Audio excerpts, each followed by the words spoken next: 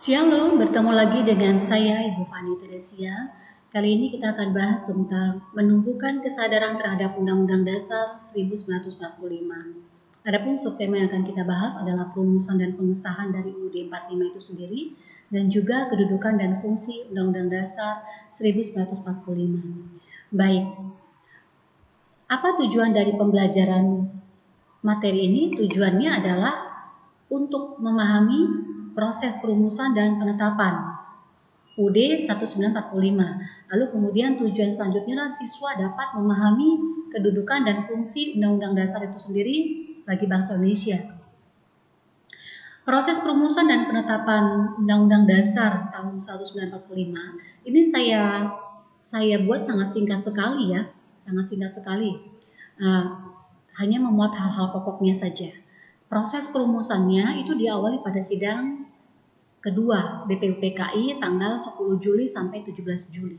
Di mana pada sidang kedua itu membahas tentang rancangan hukum dasar. Nah, setelah BPUPKI itu sudah melaksanakan tugasnya, kemudian BPUPKI dibubarkan dan diganti dengan PPKI, ya. PPKI atau biasa disebut dengan Dotkoritsu Jumbi Inkai pada tanggal 7 Agustus 1945. Nah, pada tanggal 18 Agustusnya PPKI mengadakan sidang pertamanya yang menghasilkan 3 keputusan, yaitu menetapkan Undang-Undang Dasar 1945, yang kedua memilih presiden dan wakil presiden, ya, Insinyur Soekarno dan Muhammad Hatta, yang ketiga membentuk KNIP atau Komite Nasional Indonesia Pusat. Nah, di sini ada bagian-bagian dari UUD 45. Ini adalah bagian pembukaan. Bagian pembukaan UUD 45 ini ada 4 alinea. Ini alinea 1, ini alinea kedua, alinea ketiga, dan alinea keempat. Bagian pembukaan ini tidak boleh dirubah, ya. Bagian pembukaan ini tidak boleh dirubah. Kenapa? Karena di sini memuat tujuan nasional. Di mana tujuan nasionalnya? Mulai dari kalimat melindungi segenap bangsa Indonesia dan seluruh tumpah darah Indonesia, ya, sampai kalimat melaksanakan ketertiban dunia berdasarkan kemerdekaan, ya. Lalu kemudian ada juga di sini apa isi Pancasila atau dasar negara. Ya, di sini ada kalimatnya berdasarkan kepada ketuhanan yang Maha Esa, kemanusiaan yang adil dan beradab, dan seterusnya. Lalu kemudian di sini juga memuat pernyataan kemerdekaan. Jadi yang sudah disampaikan oleh Insinyur Soekarno kemudian dituangkan kembali dalam hukum dasar kita, ya. Dan juga di sini ada perjalanan perjuangan kemerdekaan kita, ya, menceritakan sejarah panjang bangsa Indonesia. Jadi ini tidak boleh dirubah. Ada kedua yaitu bagian batang tubuh, itu bagian yang terdiri dari bab, pasal, dan ayat. Saya hanya di sini saya akan ambil beberapa pasal saja, dan sebetulnya ini banyak ya pasalnya. Kalian bisa cari di buku UUD 45 untuk lihat lebih lengkap isi pasal-pasal tersebut. Nah, ini bagian dari UUD 45. Lalu kemudian sistematika, kita lihat di sini sistematikanya antara sebelum amandemen dan sesudah amandemen. Sebelum amandemen itu adalah masa di mana UUD 45 sebelum dirubah. Artinya amandemen itu dirubah, ya. Perubahan terhadap UUD 45. Sebelum amandemen itu berarti masa sebelum tahun 1999, yaitu terdiri dari 3 bagian besar: pembukaan, batang tubuh, dan penjelasan. Nah, di sini batang tubuhnya dirubah, yaitu dari 16 bab, 37 pasal, 14 aturan peralihan, dan 2 aturan tambahan. Nah, sesudah amandemen berarti mulai tahun 1999, ya. Di sini ada 4 alinea, yaitu tadi yang ini sama ya, tidak boleh dirubah di bagian pembukaan. Nah, yang boleh dirubah di sini, ya, bagian pasal, bab, ayat. Yang ini berubah dari 16 kepada 21. Dari 37 pasal menjadi 73 pasal, ya. 3 aturan peralihan di sini, ya, 4 aturan. Di sini ada 2 aturan ayat aturan tambahan, di sini pasal aturan tambahan. Jadi di sini menceritakan tentang sistematika UUD 45 itu mengalami perubahan.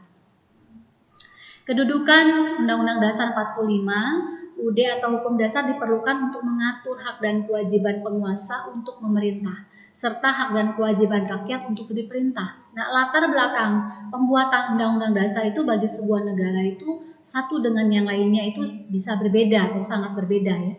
Kenapa? Karena disebabkan beberapa hal. Antara lain, sejarah yang dialami bangsa yang bersangkutan. Yang kedua, cara memperoleh kemerdekaan bangsanya. Ketiga, situasi atau kondisi pada saat menjelang kemerdekaan suatu bangsa itu sendiri, dan sebagainya. Ya, itu faktor-faktor yang menyebabkan perbedaan setiap undang-undang dasar dibentuk di sebuah negara. Lalu kemudian Undang-Undang Dasar 45 itu adalah dikatakan sebagai hukum dasar tertulis. Berarti ada hukum dasar yang tidak tertulis lagi? Ya, betul, disebut dengan konvensi. Apa itu konvensi? Aturan-aturan yang timbul dan terpelihara dalam praktik penyelenggaraan negara meskipun tidak tertulis. Contohnya apa? Contoh konvensi, ada pidato kenegaraan presiden setiap tanggal 16 Agustus di depan DPR. Nah, ini nanti kalian bisa saksikan ya, tanggal 16 Agustus ini malam sebelum HUT RI itu ada pidato. Nah, itu konvensi, hukum dasar juga tapi tidak tertulis. Nah, kemudian ada upacara bendera tanggal 17 Agustus. Lalu kemudian ada foto presiden dan wakil presiden yang digantung di kantor-kantor pemerintahan, artinya ditempelkan sebagai identitas ya bangsa kita, kepala negaranya. Pemberian gerasi, amnesti, abolisi, dan rehabilitasi oleh presiden setiap tahun atau oleh pemerintah pada setiap tahun, setiap kemerdekaan atau hari keagamaan. Di sini dikatakan kedudukan UUD 45 sebagai hukum tertinggi. Setiap peraturan yang dibawahnya itu tidak boleh bertentangan dengan UUD 45. Lanjut, UUD 45 juga mempunyai sifat, yaitu sifat tertulis. Sifat tertulis artinya rumusannya jelas ya dan mengikat sebagai seluruh pemerintahan, yaitu warga negara, baik itu penyelenggara negara. Lalu singkat. Singkat kenapa singkat dikatakan? Karena hanya memuat aturan-aturan pokok saja. Nah, aturan tambahannya itu nanti bisa di dalam bentuk undang-undang, tap MPR, dan peraturan yang lainnya. Lalu kemudian memuat hak-hak asasi manusia, yaitu supel ya, dikatakan sifatnya supel. Merupakan peraturan hukum positif tertinggi, juga sebagai alat kontrol terhadap peraturan-peraturan perundangan yang lebih rendah dalam hierarki tertib hukum Indonesia. Apa itu hukum positif? Hukum yang berlaku saat ini di sebuah negara. Lalu kemudian Undang-Undang Dasar 45 juga mempunyai fungsinya sebagai alat kontrol. Alat kontrol artinya apa? Melihat antara peraturan yang lebih rendah itu sudah sesuai ya atau belum sesuai dibentuk dengan peraturan UUD 45, atau juga fungsi yang lain itu pengatur ya, pengatur bagaimana kekuasaan sebuah negara itu disusun, dibagi dan dilaksanakan.